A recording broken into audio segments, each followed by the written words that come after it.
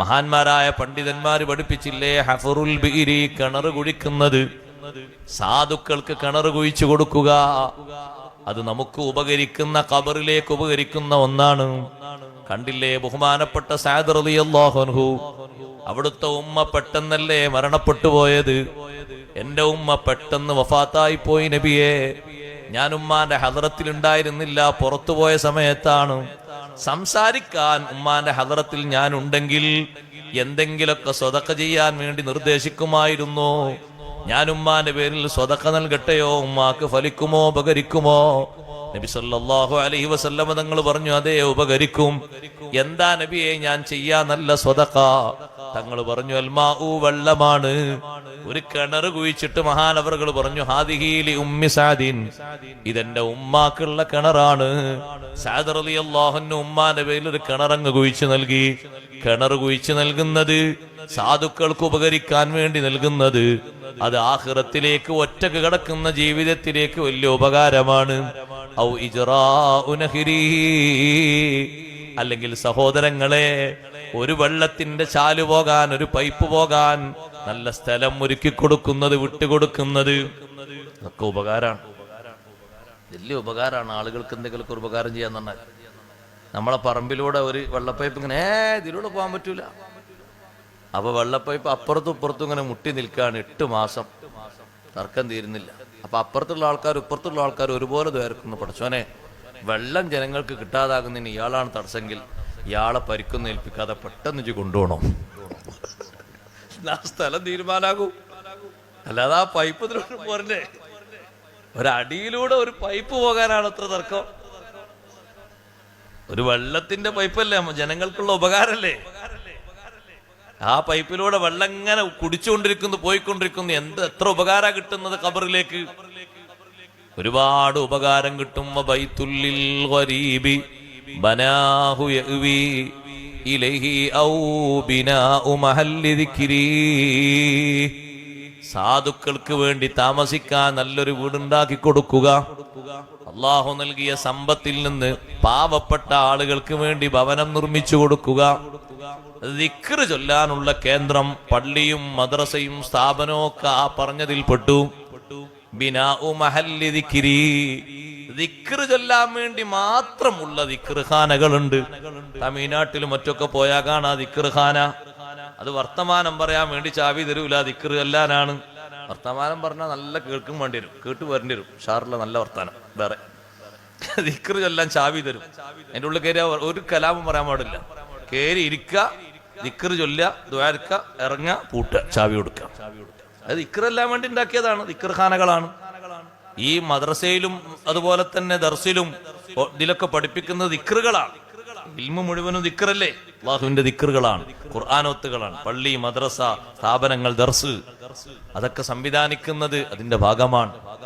പഴയ കാലത്ത് അങ്ങനെ സംവിധാനിച്ച് സ്ഥലം കൊടുത്തതും ബിൽഡിംഗ് ഉണ്ടാക്കിയതൊക്കെ അതിന്റെ ഭാഗമാണ്. ഇവിടെയും സൗകര്യങ്ങളൊക്കെ ഏറെ ആളുകൾ ചെയ്തു കൊടുത്തൊക്കെ അല്ലാഹു ഖബൂലാക്കട്ടെ. 10ാമതായിട്ട് എണ്ണിവ തഅലീമുൽ ലിഖുർആനിൻ കരീമി ഫഖുദ്ഹാ മിൻ അഹാദീസിൻ ബിഹസ്രി. ഖുർആനോത്ത് പഠിപ്പിക്കുക. മക്കൾക്കൊക്കെ ഖുർആനോത്ത് പഠിപ്പിക്കുക. നന്നായി ഓതാൻ, മഖ്റജ് അനുസരിച്ച് ഓതാനുള്ള ഓത്ത് പഠിപ്പിക്കും. അത് ചെറിയവർക്കും വലിയവർക്കൊക്കെ പഠിപ്പിക്കാം. കുടുംബത്തിലെ സ്ത്രീകൾക്ക്, സഹോദരിമാർക്കൊക്കെ പഠിപ്പിക്കാം.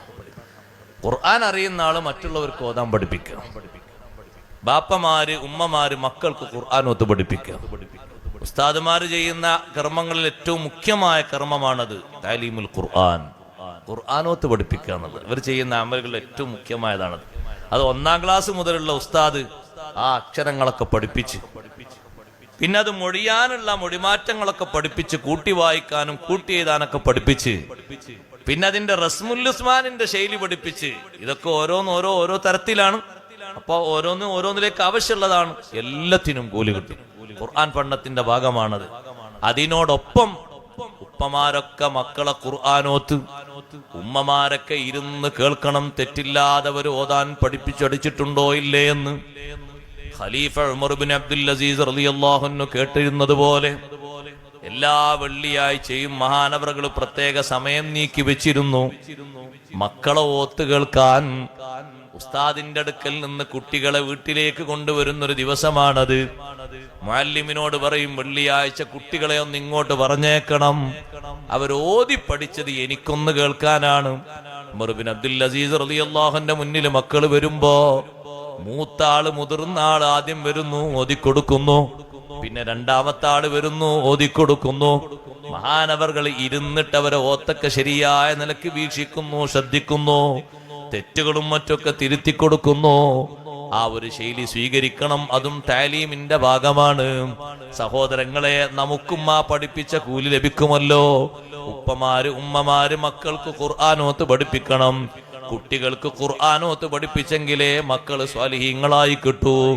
മക്കള് നന്നാകാൻ ഏറ്റവും പ്രധാനപ്പെട്ട കാരണമായി അഷ്റഫുൽ ഖൽഖ് റസൂലുള്ളാഹി സ്വല്ലല്ലാഹു അലൈഹി വസല്ലം തങ്ങൾ പഠിപ്പിച്ചതാണ് ഖുർആനോത്ത് പഠിപ്പിക്കുക എന്നുള്ളത്. ഖുർആന് നന്നായി ഓതാൻ പഠിപ്പിക്കണം. അത് കുട്ടികളുടെ സ്വഭാവം നന്നാകാനും അവര് അനുസരിക്കാനും നല്ലവരാകാനും കാരണമാണ്. അല്ലാഹു സുബ്ഹാനഹു വ തആല നമ്മുടെ ഈ മജ്ലിസ് ഖബൂലാക്കി തരട്ടെ. ഞാനും നിങ്ങളുമൊക്കെ മരിക്കാനുള്ളവരാണ്. മരിക്കുന്ന നേരത്ത് അല്ലാഹു ഈമാന് സലാമത്താക്കി തരട്ടെ. ഇൽമുമായി നല്ലോണം ബന്ധപ്പെട്ട് ജീവിക്കുക. ഇൽമു പഠിക്കുന്നവർക്ക് പഠിക്കുന്ന കാര്യത്തിൽ തന്നെ ശ്രദ്ധ എപ്പോഴും ഉണ്ടാകുക. അതെ, എത്ര വയസ്സായാലും ഇൽമു പഠിക്കാലോ. ഷെയ്ഖ് ജീലാനി റളിയല്ലാഹു അൻഹു പഠനം നടത്തിയത് കണ്ടില്ലേ നിങ്ങൾ? 50 വയസ്സ് വരെ മഹാനവറുകൾ പഠനരംഗത്താണ്. സുബ്ഹാനല്ലാഹ്, എത്ര നീണ്ട വർഷക്കാലമാണ് ഇൽമു പഠിച്ചത്. ചെറിയൊരു പഠനം കൊണ്ട് നിർത്തിയില്ലല്ലോ. അതുകൊണ്ട് പഠിച്ച വിഷയവും പഠിക്കാത്ത വിഷയവും പ്രായം മാനിക്കാതെ എത്ര കാലവും പഠിക്കാം.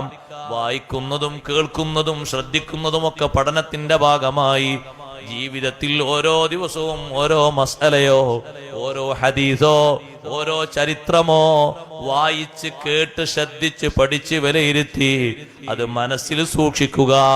ഇൽമു ധാരാളം പഠിക്കുന്നതും കേൾക്കുന്നതും നമ്മുടെ ഖൽബ് നന്നാകാനുള്ളൊരു പ്രധാനപ്പെട്ട കാരണമാണ്. ഖൽബിന് ഏറ്റവും കൂടുതൽ സൗന്ദര്യം കൊടുക്കേണ്ടത് ഇൽമു കൊണ്ടാണ്. ഖൽബിനുള്ള നൂറല്ലേ ഇൽമെന്ന് പറയുന്നത്. ആ ഖൽബിന് വെളിച്ചം കൂടി കിട്ടാനും ആത്മീയത വർദ്ധിച്ചു കിട്ടാനും ഇൽമാണ് ഏറ്റവും വലിയ സഹായകമായി വർത്തിക്കുന്നത്. ഇൽമുള്ള ആളുകളുടെ ഖൽബിന് എന്തൊരു വൃത്തിയാണ് സഹോദരങ്ങളെ, ചെറിയ വൃത്തിയല്ലല്ലോ. കണ്ടില്ലേ നിങ്ങൾ ബഹുമാനപ്പെട്ട ഇമാമുന ശാഫിഈ റളിയല്ലാഹു അൻഹു എത്ര വലിയ ആലിമാണ്. ഷാഫി ഇമാമു തങ്ങളെ ഖൽബിന് എന്തൊരു ക്ലിയറാണ്. ഖൽബിന്റെ ക്ലിയർ എത്രയാണോ അതിനനുസരിച്ചാണ് റബ്ബ് സുബ്ഹാനഹു വ തആല നമ്മെ പരിഗണിക്കുന്നതും നമ്മെ നോക്കുന്നതും. ബിഖദ്രി തസ്ഫിയത്തിൽ ലിൽ ഖൽബി ഖാലിഖുഹു ഫീഹി തജല്ലാ സ്വഫാ അൽ ഖൽബി ഫൽതസിമീ. തസ്ഫിയത്തുൽ ഖൽബിന്റെ കണക്കനുസരിച്ചാണ് റബ്ബ് സുബ്ഹാനഹു വ തആലയുടെ പരിഗണന. ഷാഫി ഇമാം റളിയല്ലാഹു അൻഹുവോട് വന്നിട്ട് ശിഷ്യന്മാര് പറയുന്നു, ഉസ്താദേ, നിങ്ങളെപ്പറ്റി അപ്പുറത്തതാ വലിയൊരു ആലിമ് നിങ്ങളെപ്പറ്റി പലതും പറഞ്ഞുകൊണ്ടിരിക്കുന്നു. മാത്രമല്ല നിങ്ങൾ മരിക്കാൻ വേണ്ടിയിട്ട് അവിടെ ദുആ ചെയ്യുന്നുണ്ട്. ഇമാം ഷാഫി റളിയല്ലാഹു അൻഹു മരിക്കാൻ വേണ്ടി അവിടെ മറ്റേയാള് ദ്വാരക്കുന്നുണ്ട്. നിങ്ങൾ മരിക്കണം, അല്ലെങ്കിൽ മാലിക് ഇമാം റളിയല്ലാഹുവിന്റെ ഇൽമൊക്കെ പോയി പോകുന്നാണ് ദുആഇന്റെ ബാക്കിയിലുള്ളത്. ശിഷ്യന്മാരത് വന്നു പറഞ്ഞപ്പോ ഇമാം ഷാഫി റളിയല്ലാഹു അൻഹു പറയുന്നു, സാരമില്ല, അദ്ദേഹത്തിന് അല്ലാഹു തആല മഗ്ഫിറത്ത് കൊടുക്കട്ടെ, അദ്ദേഹത്തിന് അല്ലാഹു തആല ദറജയേറ്റി കൊടുക്കട്ടെ. ഇമാം ഷാഫി റളിയല്ലാഹു അൻഹു പറഞ്ഞു, അതേ, തമന്നാ ഉനാസുൻ അൻ അമൂതാ വ ഇൻ അമുത് ഫതിൽകാ സബീലുൽ ലസ്തു ഫീഹാ ബിഔഹദീ. കുറച്ചാളുകൾ ഞാൻ മരിച്ചു കിട്ടണമെന്ന് ആഗ്രഹിച്ചു പോയി. സാരമില്ല, മരണം എനിക്ക് മാത്രമുള്ളൊരു മാർഗമല്ലല്ലോ. അങ്ങനെയാകുമ്പോഴല്ലേ ആ സന്തോഷത്തിന് കാര്യമുള്ളൂ. അതിൽ ഞാൻ ഒറ്റക്കല്ലല്ലോ പോകുന്നത്. ഞാൻ മരിക്കും പോലെ അവരും മരിക്കുമല്ലോ എനിക്കവരോട് പരാതിയില്ല, അവരോട് എതിർപ്പില്ല. അവർക്ക് അല്ലാഹു മഗ്ഫിറത്ത് കൊടുക്കട്ടെ, അവരുടെ ആഗ്രഹം അല്ലാഹു സാധിപ്പിച്ചു കൊടുക്കട്ടെ. ഷാഫി ഇമാം റളിയല്ലാഹു അൻഹു തിരിച്ചു ഒന്നും പറയാതെ മഗ്ഫിറത്തിന് റഹ്മത്തിന് ദുആ ചെയ്യുമ്പോ ശിഷ്യന്മാര് അത്ഭുതപ്പെട്ടു പോയി. അവരുടെ ഖൽബിന്റെ തെളിവാണ് സഹോദരങ്ങളെ ആ കണ്ടത്. പറഞ്ഞ ആളെ എതിർത്ത് പറയാനോ, അയാളെ ചീത്ത പറയാനോ, അയാളെ ശപിക്കാനോ ആക്ഷേപിക്കാനോ ഒന്നും ഉലമാ തയ്യാറാകാറില്ല.